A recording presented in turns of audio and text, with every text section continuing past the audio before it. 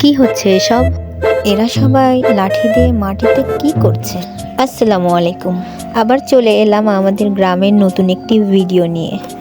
যেহেতু এখন বছর শেষ, ডিসেম্বর মাস, ছেলে মেয়েদের পড়ালেখাও নাই, স্কুল বন্ধ, তাই আমাদের গ্রামের একটি বাড়িতে পিকনিকের আয়োজন করা হলো। আর পিকনিক হবে, সেখানে খেলা থাকবে না তা কি করে হয়?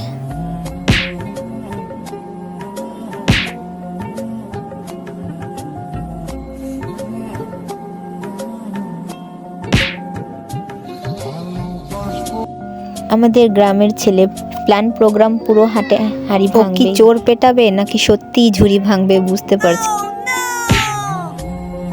এই যে চলে এসেছে অর্পা, ইস একটুর জন্য হলো না।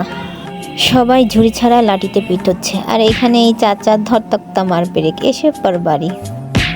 যাই হোক, এভাবেই চলতে থাকলো। আল্লাহ হাফেজ।